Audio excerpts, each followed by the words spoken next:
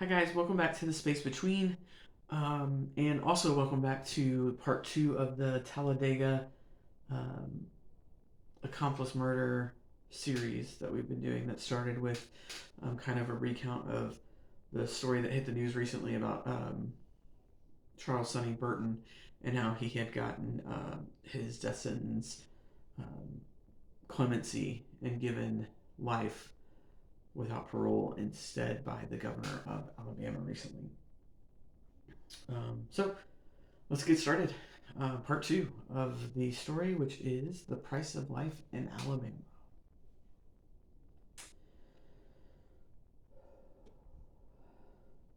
Every story has a center.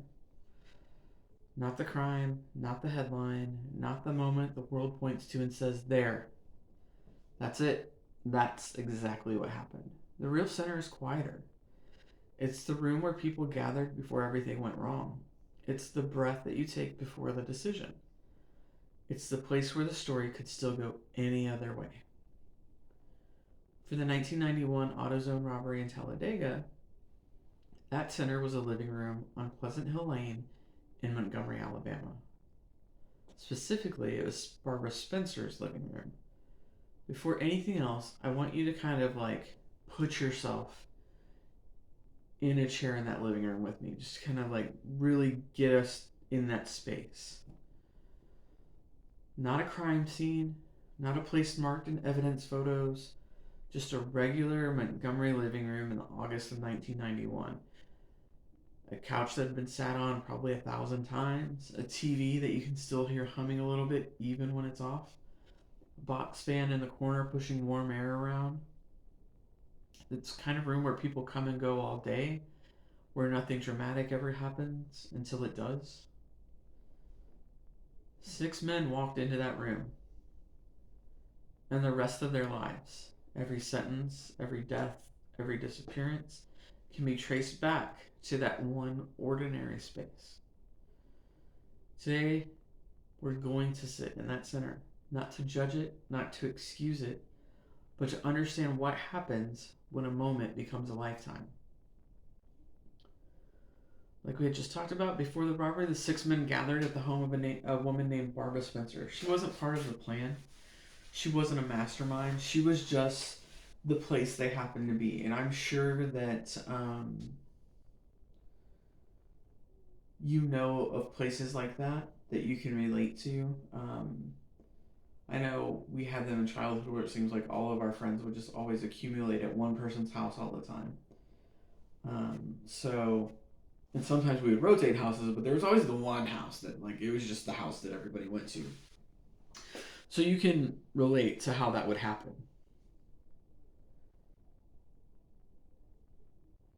Anyway, so like I said, she wasn't part of the plan. She was just the house that they were at. Hours later, they would leave her house, and then they would return to her house shaken, carrying cash, arguing about how to divide that cash. She took none of it. They tried to hand her $100, and she gave it straight to Lawan McCants. In the official record, she's really barely there. She's a witness, not an accomplice, but her living room is the exact center of the story. It's the beginning of the story and the end of the story. And years later, she would go on to bury the only unarmed man in that room. From that living room, the 6 men got into 2 cars and they drove to Talladega. Talladega is about an hour drive away from where they were in Barbara Spencer's living room. So they had an hour outside of the chaos of a 6 man plan, an hour where nobody was arguing or dividing roles or hyping each other up. Just the road, just time. Just 6 men with 60 quiet minutes to think about what they were about to do. An hour to change course, an hour to turn around, an hour to say, you know what, this just isn't worth it. They had an hour to make a better choice. And even after that hour, there was one more pause in the story. I told you they drove to Talladega in 2 different cars. So they met at a car wash, kind of neutral ground between Barbara Spencer's house and the AutoZone, and piled into a single vehicle before heading to the AutoZone. And that car wash, it was another center. It was another moment where they could have stepped out, another chance to say, you know what, just take me home, another opportunity to make a last minute course correction. But they didn't do it. They got into one car together and kept going. And that's the part that stays with me. Not the moment the gun went off, but the moments before it, when the story still could have gone, again, another way. And just realizing so often in life, it's the little itty bitty choices we make along the way that put us on a trajectory for what's to come. Before we go any further, I want to be clear about why we're looking at these 4 men in particular. Because legally, under Alabama's felony murder rule, if you participate in a robbery and someone dies, you are an accomplice to that death. All 6 men were there. All 6 men were part of the plan. And Doug Battle died. But only 2 of the men, Charles Burton and Derek DeBruce, received the death sentences, and the others didn't. And that difference, that gap, that uneven weight of punishment is part of what makes this story worth sitting with as part of how we reflect from the center. This episode isn't about innocence, it's about proportionality, about the way the justice system decides whose life is worth what, and about the 4 men whose stories rarely get told because they don't end up on death row, even though they were standing in the same rooms, riding in the same cars, and walking into the same auto zones. I will tell you that the research for this episode of the podcast was pretty intense because, again, these guys were not highlighted in a whole bunch of news articles. There was no Cinderella story for a lot of these guys. You really have to dig and kind of do some research to gather the information. And so we're not going to spend a whole lot of time on each of these guys. I just kind of want to tell you a little bit about them so you get the full narrative picture of this crime and the lives that it impacted. And I might be saying some of these names wrong, I'm not sure, so just kind of bear with me. Luan McCants. If this case had a narrator, it's Luan McCants. He's the guy who tells it all. He tells us who carried the guns, who gave the orders, who pulled the trigger. Without him, the AutoZone robbery would have been a blur of ballistics reports and fingerprints. With him, it becomes a story. He was 16. 16 years old when he stood in that living room. 16 when he agreed to testify. So he got a reduced sentence in exchange for his testimony, right? He got a 25-year sentence, and he served all 25 years. Got out. And he moved to Detroit. And in 2015, he became the ringleader of another 6-person crew. This time, this particular crew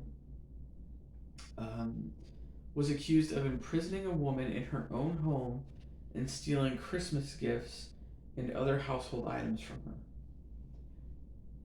He was tried and convicted. Now his earliest release date in Michigan is April of 2040.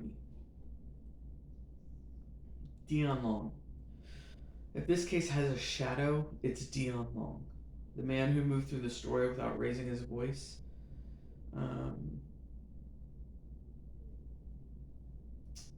He was the one that never had a weapon. According to McCants, Dion didn't have a weapon, and he was basically just hanging out at the front door of the store, kind of playing lookout. While the other guys argued, planned, and pointed guns, Long stayed on the edges, following the group from Montgomery to Talladega, like someone caught in the undertow of other men's decisions. He would also get a reduced sentence. largely due, in fact, to the fact that he did not have a gun. So he serves his sentence, gets out, stays in the area, and in 2009 he's found shot to death in his home. The case to this day is still unsolved as to who killed Dion Long. And his mother, Barbara Spencer, who, again, all this started in her living room, she had to bury her son after he was murdered. It's, just one of those completely tragic things. I cannot imagine the burden of guilt and regret that probably sits with Miss Barbara Spencer. Willie Brantley, if this case had a quiet enforcer, it's Willie Brantley. He was armed, he was inside the store, he was part of the force that made the robbery real, but never the voice that shaped it. He received a life sentence for this particular crime, and then he would also receive an extra sentence for perjury because he said under oath that he didn't know any of the other men. And it was obviously found out that he did. Andre Lee Jones. If this case has a silent weight, it's Andre Lee Jones. Armed inside the store, part of the force that made the robbery possible, but never the voice that defined it. He didn't testify. He didn't appeal. He didn't leave interviews or explanations. On May 18th, 1992, he pleaded guilty to felony murder in this case and was sentenced to life without parole. And then he disappeared. Not because he ran, but because the system swallowed him. He spent 30 years in prison. No headlines, no updates, no digital footprint. And in 2022, he died of a pulmonary disease behind those same walls. Some men have vanished loudly. Andre Jones vanished quietly, the kind of quiet that only happens when a life is lived entirely out of public view. And here's the part that makes my stomach drop every time I think about it. Maybe, just maybe, when you tell a defendant that you're going to charge them with something that could give them the death penalty, they become a whole lot more willing to plead guilty to a murder charge without parole. Not because they're confessing, not because they're taking responsibility, not because they think it's right, but because the state has made the alternative clear. We will kill you for something you didn't actually do. And when that's the choice, death or life without parole, a plea starts to look like a lifeline, even when it's not. This is how the system works. This is how it's designed to work. You threaten the harshest possible punishment, and suddenly people stop fighting. They stop asking for trials. They stop insisting on their version of the story, and they just take the deal. And that's exactly what happened here. 4 men, all present, all legally accomplices, took pleas that kept them alive, while 2 men, Burton and DeBruce, were sentenced to death. The most unreal part of this whole story to me, all of this, the life sentences, the decades lost, the death sentences, the mother who buried her son, the man who died in prison, the man who died alone in his home, all of it was done for what was reported to be $1,500. $1,500 split 6 ways. Do the math with me. That's $250 per man if it's split evenly. That's what each of their lives were traded for. That's what Doug Battle's life, his entire life, was part of that $250 split. A life for $250.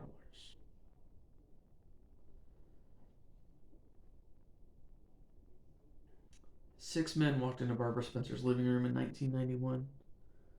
6 men walked out. But none of them ever really came back. Not to themselves, not to the lives they might have had.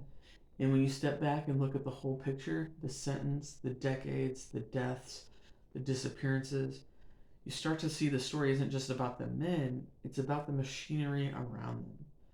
Because when a system can take a moment like this, a robbery gone terribly wrong, a death that never should have happened, 6 young men making terrible choices, and turn it into decades of incarceration, life without parole, and 2 death sentences, you start to see the outline of something bigger, because long sentences don't just punish crime. They feed an economy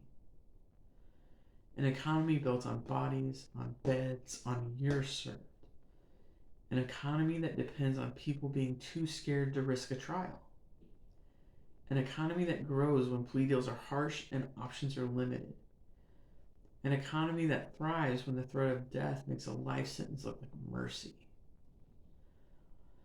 And that's where we're going next, into the part of the story that isn't about the men at all, but about the system that needed them. I'm Cole, and this is The Space Between. We'll see you next time.